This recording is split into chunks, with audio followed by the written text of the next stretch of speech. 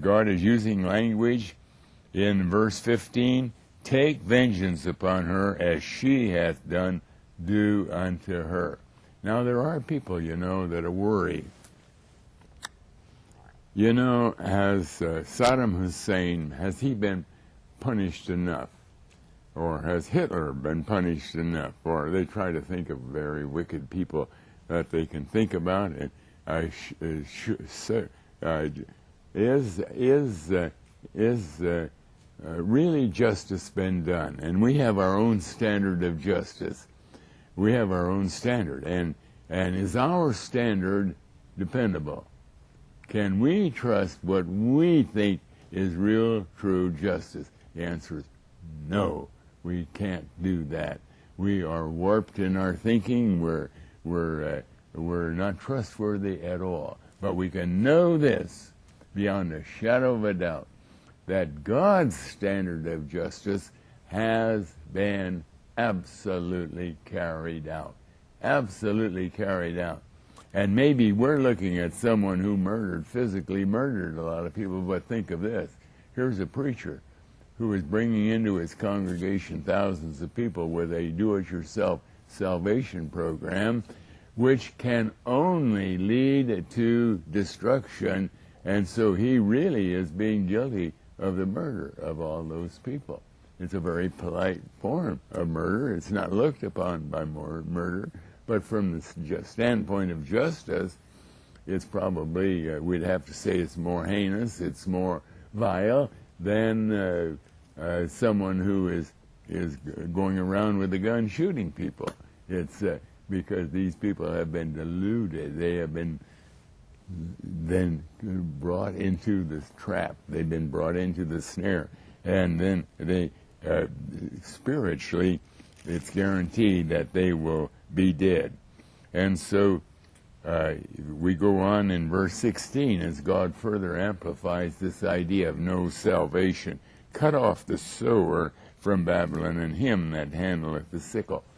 And the Bible constantly or frequently uses the idea of harvesting when, behold, the fields are white unto harvest, send forth laborers.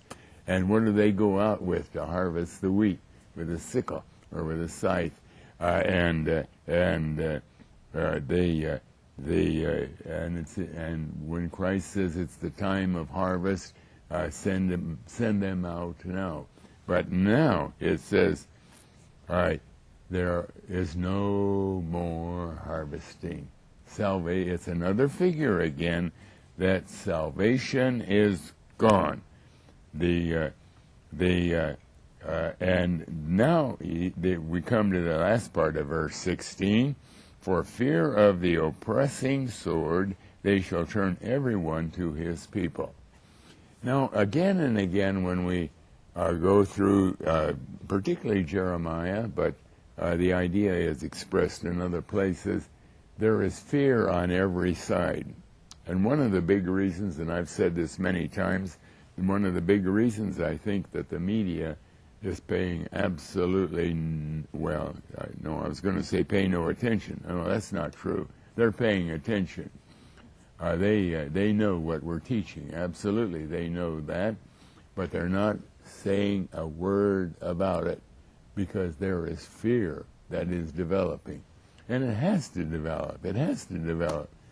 Because as we get closer to the end, and as they hear more and more about this, and they begin to read material about the proofs that God has given, they're after all, deep in their heart, they know there has to be a judgment day, because mankind was created in the image of God, and God's law is written on his heart. And now all the evidence seems to be that this is going to be it.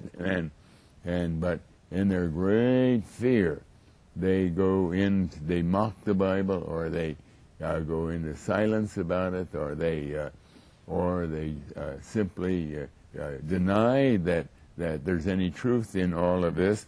But the fact is, the fear is there, for the fear of the oppressing sword they shall turn everyone to his people. Where should they turn? Where should they turn? You notice the language here. Everyone will turn to his people. Well, who are his people? Well, they're fellow sinners who are in fellow rebellion against God. Where should they turn? The Bible says, check with the Ninevites. Where did they turn?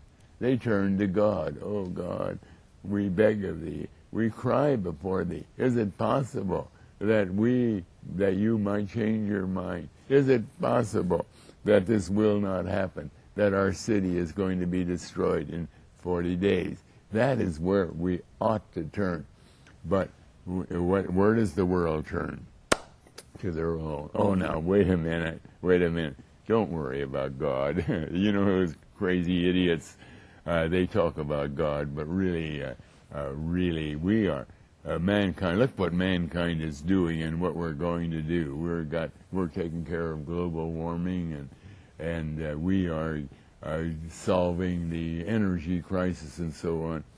I don't know what they're thinking about when they think about Yellowstone Park, that maybe that is going to blow up, and I would think that maybe at the end of the the end of the day of judgment, that might be one of the things that really throws this whole world into fire and chaos and destruction. I don't know. But anyway, are they being able to control the possibility of a huge earthquake? Are they able to control the possibility of a super volcano? Are they able to control these kind of? No. They can't even talk about it. They pick something that they can see where they can. Yeah, that comes from carbon dioxide, and they can measure all of that through the years and see how there's a relationship between the warmth of the planet and the amount of carbon dioxide, and we can control that. And so then they put all their stress and all their concern and their money there because we're doing something. We're going to get on top of this. But here it is, and that's where people will turn to. We can somehow work through this, but the fact is the only place to turn is to God. Oh God, have mercy. And then it says, and they shall flee everyone to his own land. And what is the land of the unsaved? It is the land of destruction. It is the land of the wrath of God. And that's where they're fleeing to.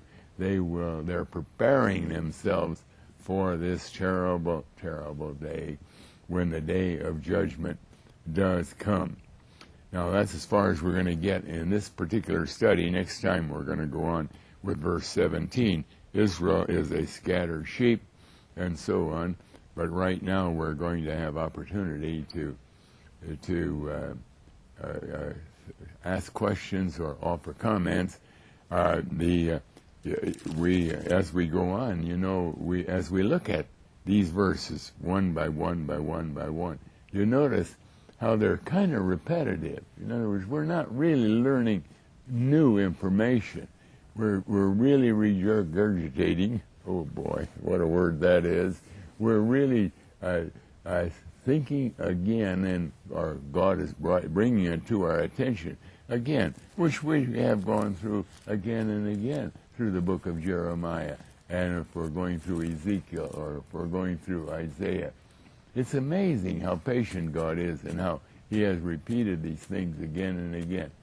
But that's God's way of saying, look, I'm not kidding you. Don't be deceived. This is serious business. But now we're going to pause for a message.